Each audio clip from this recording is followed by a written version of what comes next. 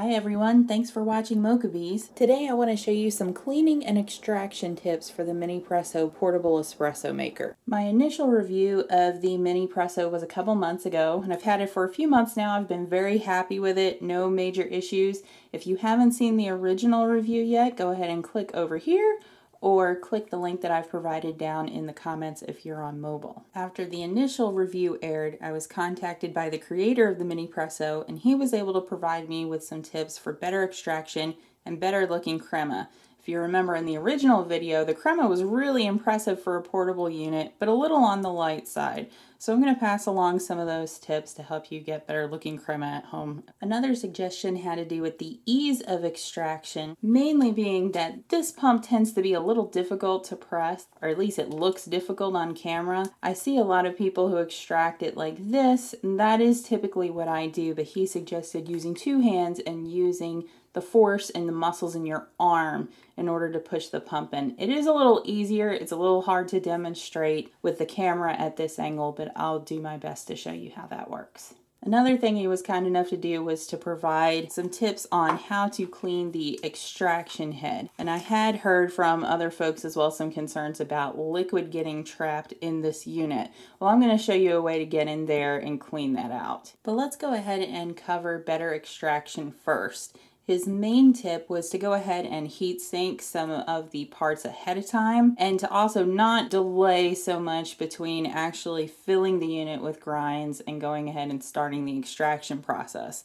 Now, a lot of my delay had to do with just describing what I was doing and making sure that viewers understood the process. So what I'm going to do for this run is go ahead, not explain anything. If you want to see an explanation of the process, again, you can go ahead and see the initial review, and we'll just go ahead through this at high speed and take a look at what the crema looks like when you preheat some of the parts and do an immediate extraction. The one quick tip I want to throw out first is that the color and the condition of your crema does have a lot to do with the type of beans that you use. The two most common types, Robusta and Arabica beans, Robusta tend to produce much better crema. Unfortunately, it doesn't taste as good as Arabica beans. So keep that in mind when you're choosing what blend you want to use in your Minipresso. So without any further delay, let me go ahead and go through the extraction process and show you what the crema looks like when I follow the tips from the Minipresso's creator.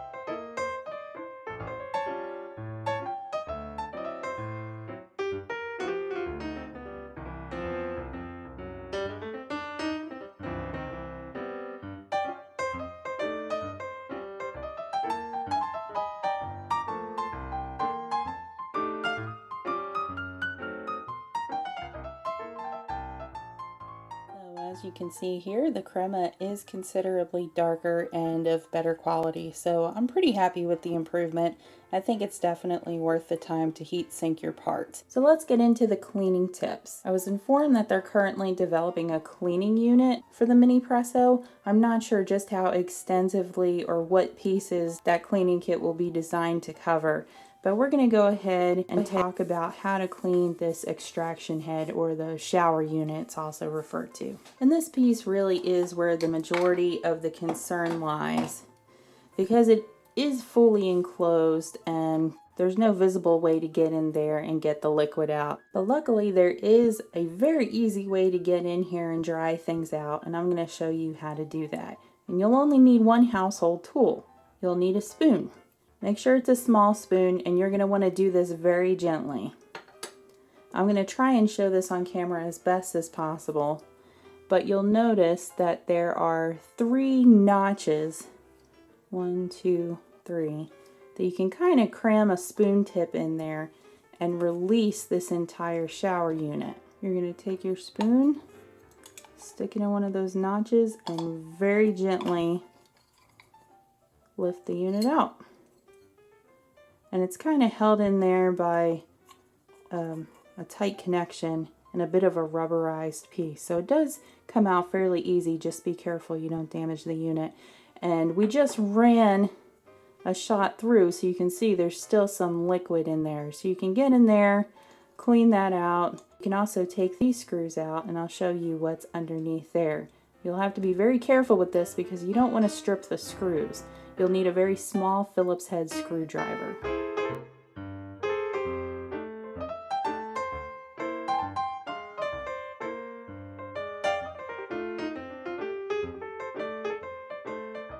And this piece is really beautifully basic.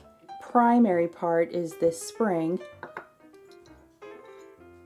and that is loose. That just comes right out because it's actually held in place with the bottom of this part here. So as you can see, you can very easily get in there and clean things out. Now reassembling this is a little tricky because you need to line up all of the screw holes, and you need to line up the bottom of this piece here so that it holds that spring into place.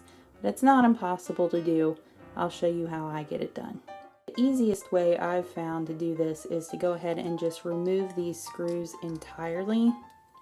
That way you can see clear through the holes and line them up to where the screws need to fit through in the bottom unit.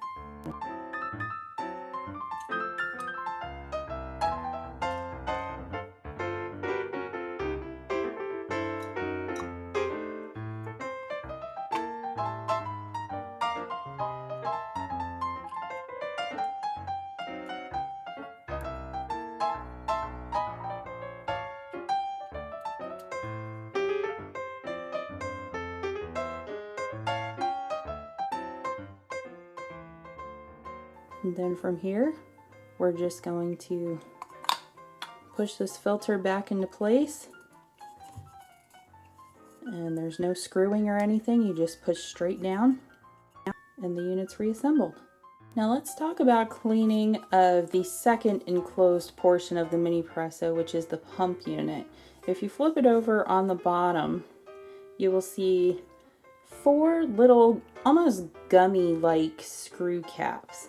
And if you take a very fine screwdriver or maybe a pair of tweezers, you can actually pull these up. And I've actually started one myself because it is kind of difficult to do. But once you get it out, you do have access to screws that you can then unscrew and remove this portion, similar to the piece that I just showed you. I don't recommend doing this simply because it is a far more complicated unit than the head portion that I just showed you. There's a lot of parts in there, and honestly, I don't know enough to recommend how to clean them out at this time. But if I receive any information in the future, I'll be sure to pass it on to you. So I hope these extraction and cleaning tips were helpful to you. Check out our website at MokaBees.com for more videos, or subscribe to our YouTube channel. We try to release new videos every week. Thank you to everyone that has subscribed or left us a comment. We appreciate every one of them. We love hearing from you. You guys have a great week.